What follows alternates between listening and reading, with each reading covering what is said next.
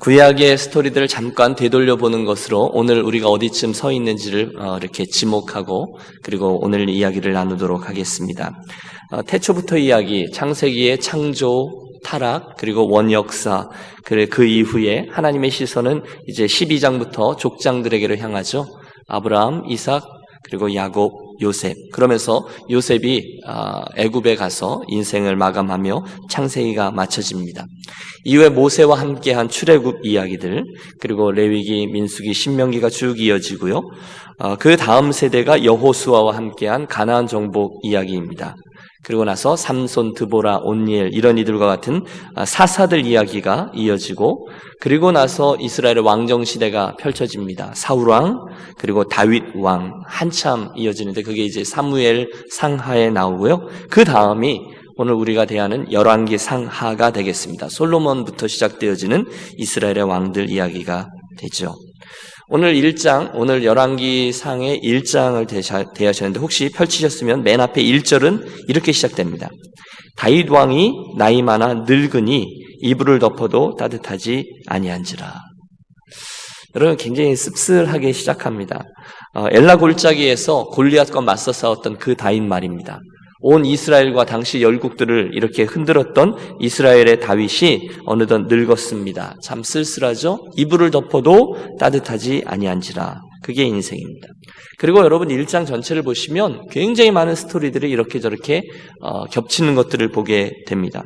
다윗하고 함께 정권을 잡고 있던 신하들은 어떻게 해서든지 다윗 왕의 그 수를 누리기 위해서 자기들이 가지고 있는 기득권을 놓치지 않기 위해서 다윗을 위해 전전긍긍합니다. 그래서 아이디어를 낸 것이 젊은 여인 아비삭을 얻어서 왕을 수종들게 합니다. 어떻게 해서든지 왕은 오래 살아 있어야 합니다. 그래야 자기들이 가지고 있던 기득권이 유지되기 때문입니다. 한 스토리죠. 한편 이쪽에서는 밧세바와 솔로몬이 그 왕위를 계승하기 위해서 전전긍긍하고 있습니다.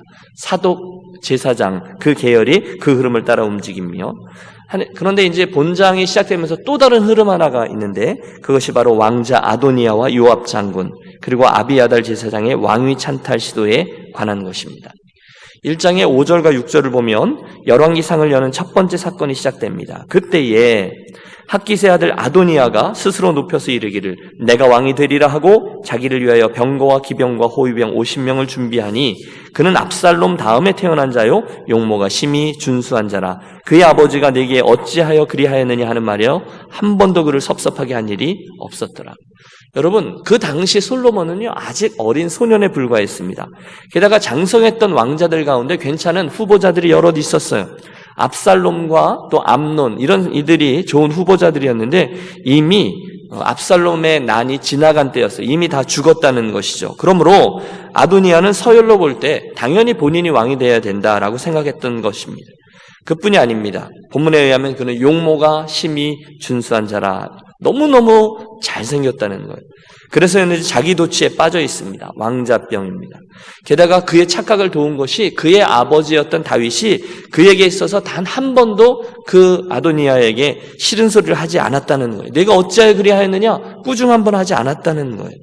그래서 아도니아는 자기가 혹시 뭔 일을 좀 벌여도 혹시 좀 무리한 일을 벌여도 아버지가 별소리 하지 않을 거라고 생각했던 것 같습니다. 나름대로 치밀한 계획을 세우고 이 일이 진행됩니다. 거사를 일으키는 계획이었습니다. 이스라엘의 7세들을 규합해서 거사를 모의하는데 7절을 보면 아도니아가 수르야의 아들 요압과 제사장 아비아달과 모의하니 그들이 따르고 도우나. 여러분 이게 별 이야기 아닌 것 같지만 엄청난 일입니다. 요압 장군 많이 들어보셨죠? 요압 장군은 그 선왕 다윗을 도와서 이스라엘을 건국했던 정말 용맹스러운 용장입니다. 아마 그 당시 국방장관쯤 되지 않았나 생각했어요. 군을 장악한 겁니다. 그게 다가 아니었습니다. 그가 머리가 좋아요. 이번에는 종교 지도자인 대제사장 아비아달도 포섭합니다. 그러니까 이스라엘에게서 군대를 잡고 또 종교를 잡았습니다. 그러면 다 잡은 겁니다. 그리고 밀실에서 쑥덕대며 그곳에서 수군됩니다. 여러분 대개 밀실에 사람들이 모여서 쑥덕거리는 일은 좋은 일이 아닌 경우가 많아요. 하지만 여러분 그래서 대세가 결정되는 것 같지만 중요한 것은 하나님의 뜻이죠. 오늘 본장을 쭉 읽어 내려가다 보면 정말 지금까지와 같이 이스라엘의 역사를 주관하신 하나님을 만납니다. 이스라엘의 진정한 왕은 하나님뿐이었습니다. 그래서 결국 이스라엘의 왕을 뽑아 세우는 것은 하나님의 의중대로 흘러갑니다.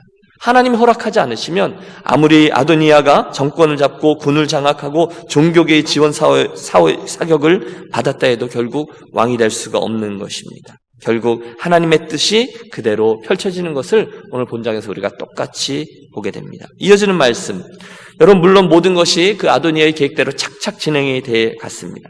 그는 소헬렛 돌 옆에서 잔치를 배설하고 다른 왕자들을 다 초대합니다. 여러분 그림을 그려보세요. 신하들도 다 그 자리에 모았습니다.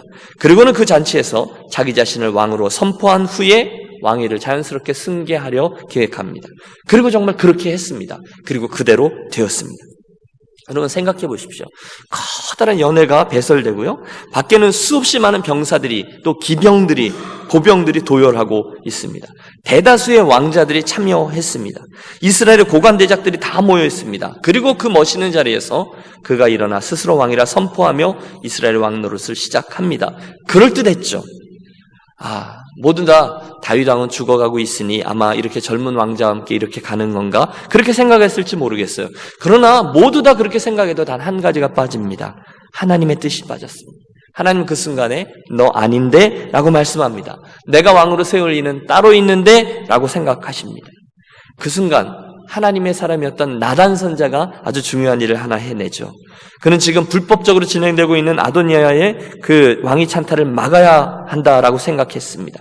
하나님이 원하시는 왕을 세워야 한다 사명감을 갖습니다. 그는 아마도 다윗을 통해서 이스라엘의 왕위 계승자는 솔로몬이 될 것이다라는 하나님의 말씀을 이미 들었던 것 같습니다. 밧세바를 통해서 아도니아의 일을 다윗에게 고합니다. 그리고 밧세바가 얼른 늙은 남편에게 달려가서 이 일을 고합니다. 왕이시여, 전에 왕께서 내 아들 솔로몬을 통해서 왕위가 계승된다고 하지 않았습니까?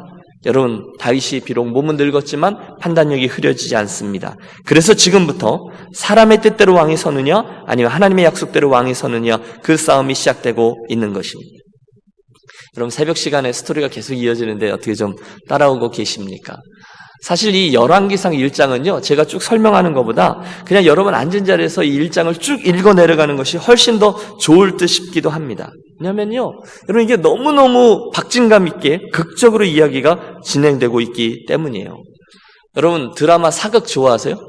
대하 드라마 그런 거 있잖아요. 그 똑같습니다. 거기에 필요한 인물들이 다 등장합니다. 우선 여러분 대하 드라마 많이 보신 분들은 이 말씀을 떠올려 보세요. 늙은 왕, 선왕이 등장합니다.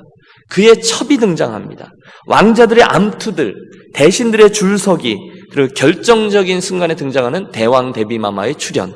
여러분 대하 드라마가 갖춰야 될 모든 요소들을 갖추고 있습니다. 재미있어요. 먼저 세를 규합하고 그 승기를 잡은 자가 누구였다고요? 아도니아 왕자입니다. 모든 면에서 유리한 위치를 점령했습니다. 그는 연장자였고요. 인물도 좋았고요. 신하들의 세를 이미 규합하고 장악했습니다. 여러분 군과 종교를 이미 다 잡았다니까요. 모두 다 그가 왕위를 계승하는 게 바람직하고 이스라엘에게도 무리가 없을 거라고 동의했습니다. 그런데 여기 아도니아 왕자의 결정적인 실수가 하나 있는데, 그것은 하나님의 뜻을 묻고 행하였느냐 아니면 자기가 원하는 욕망을 따라 행하였느냐였습니다. 후자였죠. 결국 그는 처참한 패배를 경험합니다. 여러분 객관적으로 생각해 보세요. 지금 솔로몬이 왕위가 되는 것은, 왕위에 오르는 것은 전혀 자연스럽지 않습니다. 누구나 보아도 아도니아가 자연스럽습니다. 사실 여러분 솔로몬의 엄마는 이미 문제거리가 많은 여인이었습니다. 누구죠?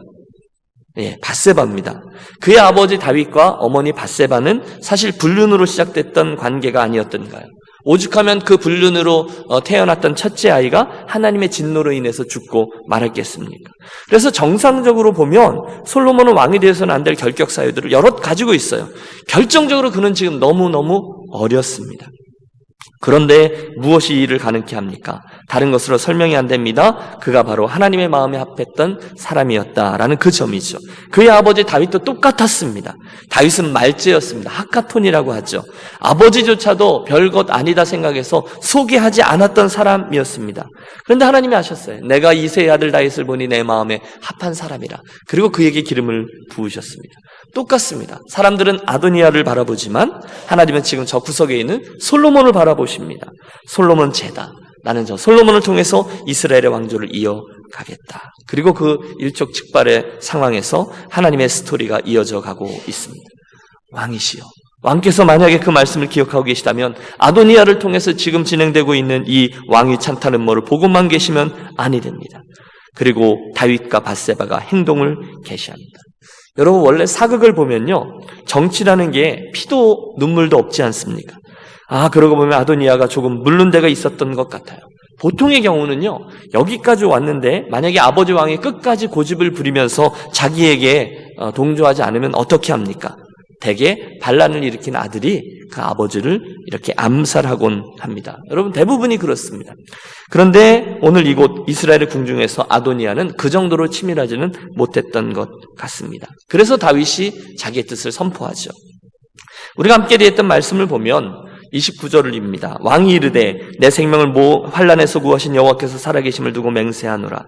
내가 이전에 이스라엘의 하나님 여호와를 가리켜 내게 맹세하여 이르기를 내 아들 솔로몬이 반드시 나를 이어 왕이 되고 나를 대신하여 내 왕위에 앉으리라 하였으니 내가 오늘 그대로 행하리라.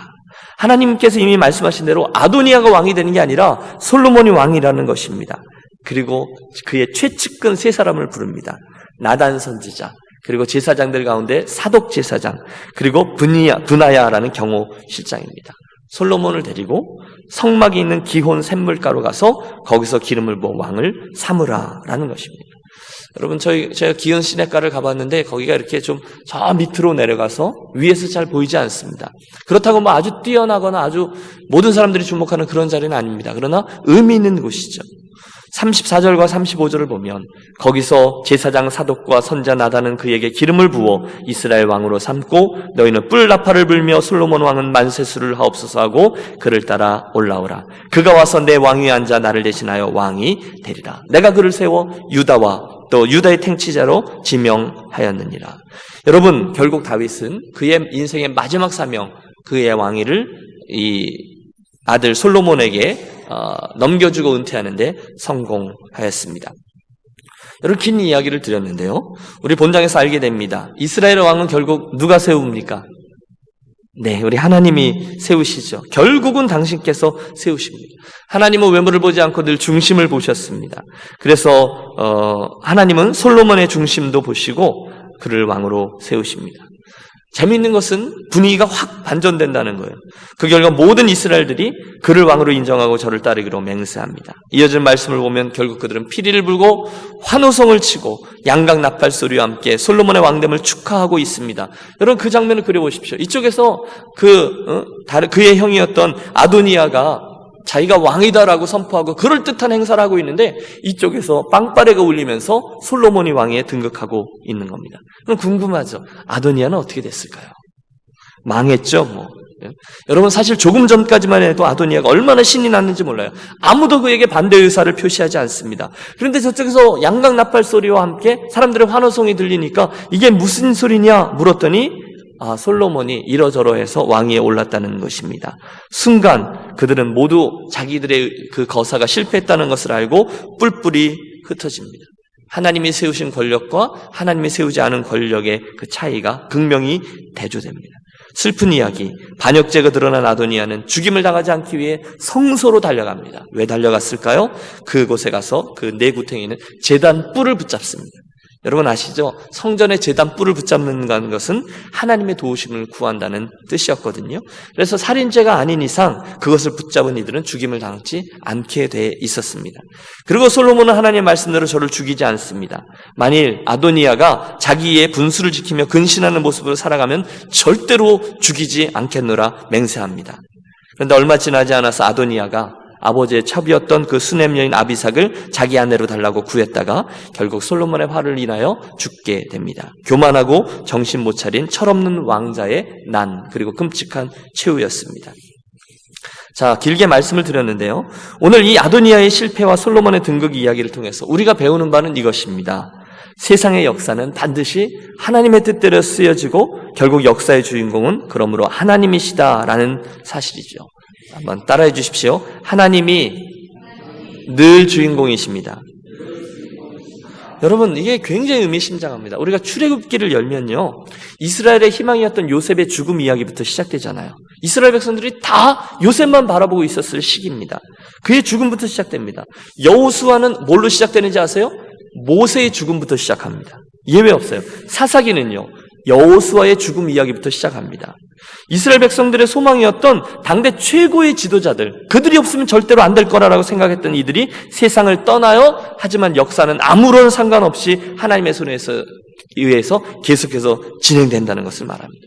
애굽은 그 요셉이라는 총리가 없어도 하나님이 주관하시니까 괜찮다는 겁니다. 광야를 이끌었던 모세가 죽었어도 하나님이 주관하시니까 괜찮다는 거예요. 가나안 정복 전쟁의 영웅 여호수아는 죽었지만 하나님이 여전히 하나님이시니까 아무 문제가 없다는 거예요. 여러분, 구약을 보세요. 하나님이 의도적으로 계속해서 이 사실을 집요하게 강조합니다. 무엇을 말씀하고 계십니까? 내가 하나님이다. 내가 주인공이다. 그 말씀이에요. 그런 의미로 오늘 열왕기 상하를 시작하면서 아무리 아도니아가 사람들의 세력을 얻고 왕위를 가지려 해도 역사의 주인공인 하나님의 뜻대로 솔로몬이 세워진다는 이야기, 동일한 메시지를 전해줍니다. 내가 주인공이라는 것입니다. 여러분 아십니까? 다음 주에 우리가 대하는데요. 다음 주에 보면 이스라엘 백성들이 다 쳐다보고 있던 다윗도 죽습니다. 열왕기상이 시작되면서 다윗도 사라져요. 똑같습니다. 그리고 이스라엘 역사는 새로운 왕 솔로몬과 함께 흘러갑니다. 아니, 하나님 중심으로 흘러갑니다. 여러분, 그 죽음 앞에서 다윗이 다음 주에 유언을 하는데요. 누가 들어도 이렇게 이야기합니다. 내가 이제 세상 모든 사람이 가는 길로 가노니. 여러분 이해가 되시죠?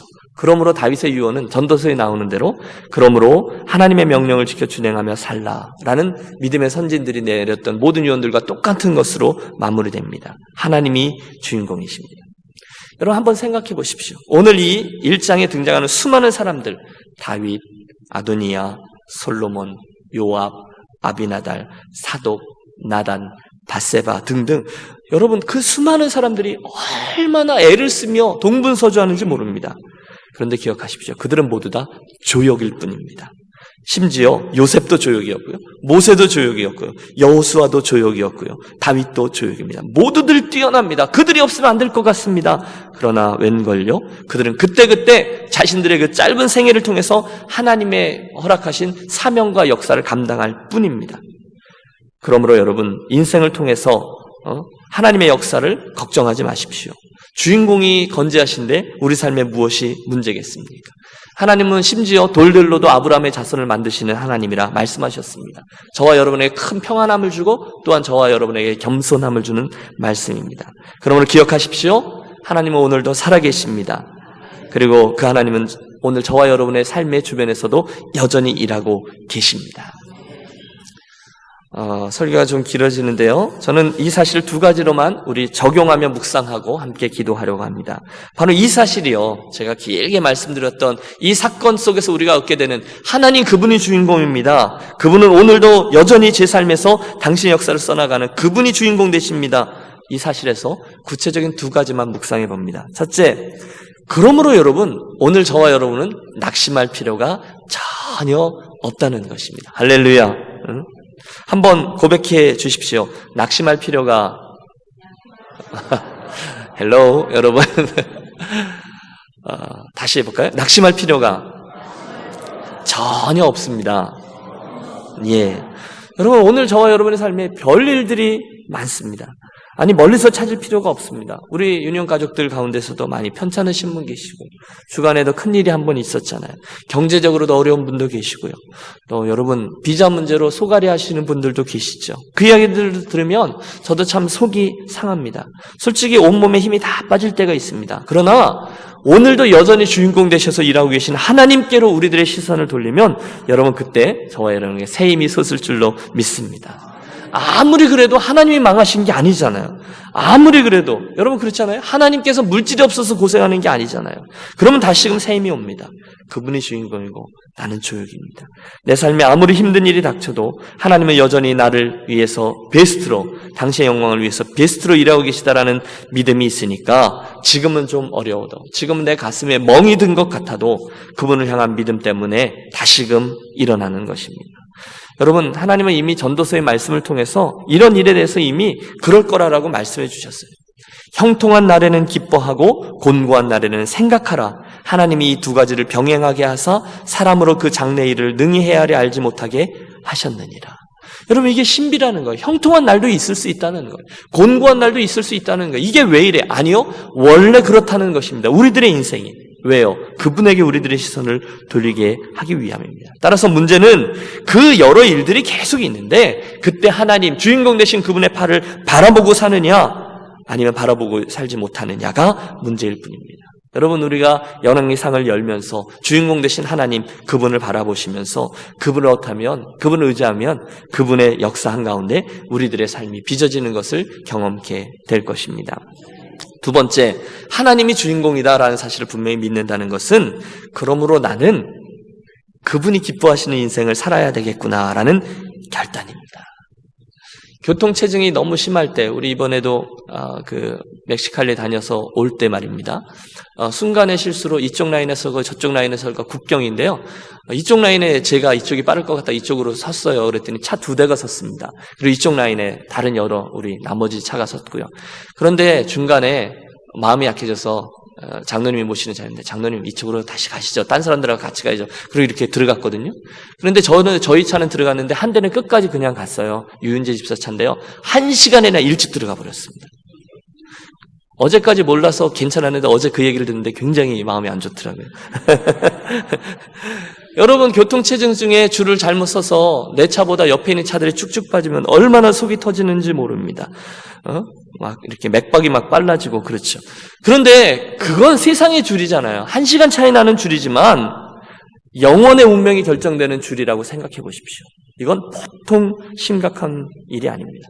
드리라는 말씀은 하나님 뒤에 줄을 서야 된다는 것입니다.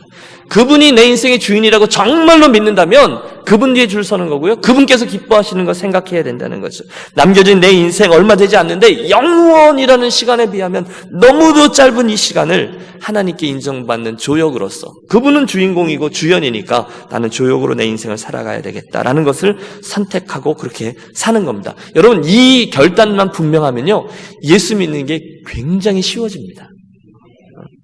이 말뜻을 알아들으시리라 믿습니다. 여러분, 예수 믿는 게 피곤하고 힘들죠. 그러나 이 결단만 제대로 되어져 있으면 고민거리가 확 줍니다. 선택의 상황에서 같이 판단할 때마다 기준점이 분명해요.